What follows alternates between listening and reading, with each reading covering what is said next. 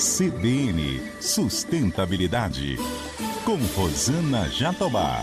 Oferecimento: o amanhã é feito de escolhas, mais que uma escolha financeira. Sicoob.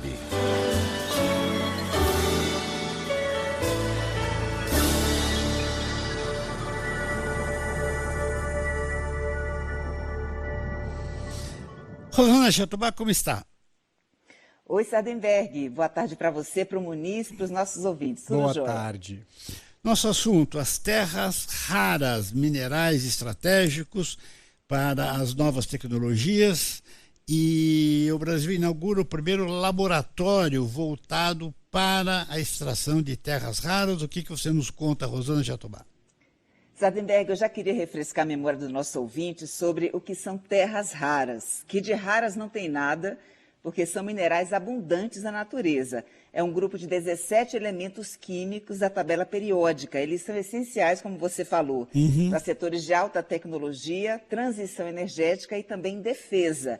Por exemplo, para fazer as telas dos celulares e computadores e as lentes de câmeras, você usa o ítrio e európio.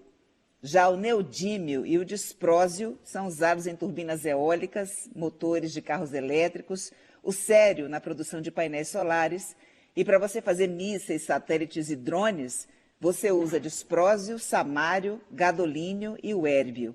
Então, praticamente todas as inovações tecnológicas dependem das terras raras. E esse laboratório, que foi inaugurado na sexta-feira lá em Caldas, Minas Gerais, é o primeiro laboratório do país que vai testar e aperfeiçoar o processo de extração e separação desses minérios. Ele será operado pela empresa australiana Meteoric. E o objetivo é gerar dados de operação para atrair investimentos para a construção de uma fábrica em grande escala.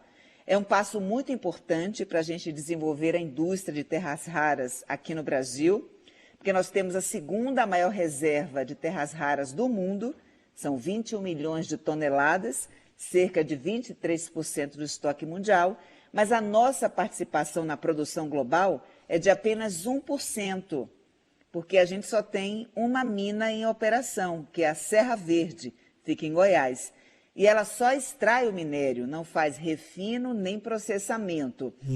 Então não adianta, Sardenberg e Muniz, o Brasil ser dono da matéria-prima se não tiver capacidade de transformá-la em produtos de alto valor agregado ou em soluções econômicas sustentáveis. Então, o que é que precisa? Investir em pesquisa e tecnologia se a gente quiser se tornar um fornecedor global competitivo.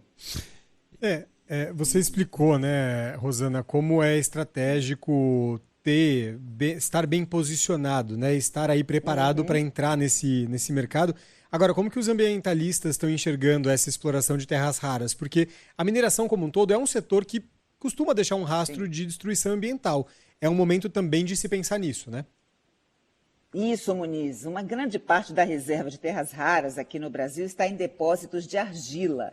E na exploração, eles fazem uma espécie de lavagem da argila, usando o sal comum para obter o minério. Então, não depende de barragem de rejeitos. E a água que é usada nesse processo é reciclada. O nosso método é considerado mais sustentável do que a mineração tradicional de terras raras, que é feita na rocha. Envolve detonação, escavação, moagem e eles adicionam produtos químicos para separar o material e isso acaba deixando um resíduo tóxico ou vários resíduos na natureza. Agora, mesmo sendo mais sustentável o nosso processo, a mineração com argila preocupa os ambientalistas porque você tem um alto consumo de água, risco de contaminação do solo e dos corpos hídricos, se o efluente não for bem tratado, tem a questão das licenças ambientais e a questão dos direitos de comunidades locais, especialmente na Amazônia. Então, vai precisar de legislação robusta e políticas públicas claras para a gente conseguir mitigar os possíveis danos socioambientais. E tem que ser rápido, gente, porque muitas empresas internacionais já estão entrando no mercado brasileiro, atraídas exatamente pelo nosso menor impacto na mineração de terras raras.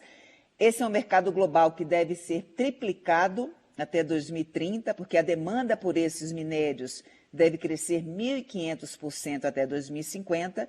Nós temos um potencial para atender 10% dessa demanda nas próximas décadas, se houver investimentos consistentes. E tudo isso pode levar o Brasil a diminuir a dependência que o mundo tem da China. A China hoje é quem domina 80% a 90% da cadeia produtiva das terras raras. Ela extrai, processa e define preço no mercado. Então, o horizonte aqui no Brasil é promissor, mas só se a gente fizer a lição de casa. Agora, Sardenberg e Muniz, tem analista brincando que vai dar tão certo aqui no Brasil que daqui a pouco o tema das terras raras vai se popularizar a ponto de as pessoas batizarem os filhos com os nomes dos minérios. Olha, não sei Eu achei não, hein? engraçado. Agora, túlio já existe, né? É. Túlio é um desses e já existe bastante túlio, é comum. Agora, disprósio, ólmio, érbio, itérbio, escândio, Pior é hérbia. ítrio. Aí a menina é hérbia.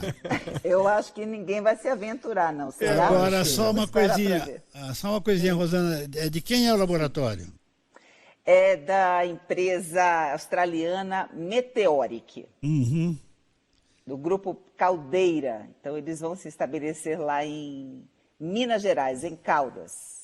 Tá, uma empresa australiana que pretende fazer uma ampla exploração por lá, né? Tá certo. Primeiro, esse laboratório vai fazer os testes para extração e separação dos minérios. Certo. E aí, se o negócio for comprovado em termos de benefícios de operação, eles querem com isso produzir dados que vão atrair investimentos para conseguirem produzir isso em grande escala.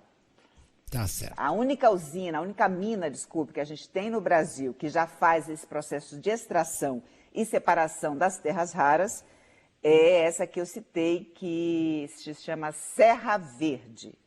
Tá. É isso, Serra Verde. Rosana Jatobá, obrigado, Rosana. Até amanhã. Um beijo para vocês dois, amanhã eu estou de volta. Um beijo, boa Tá tarde. falando.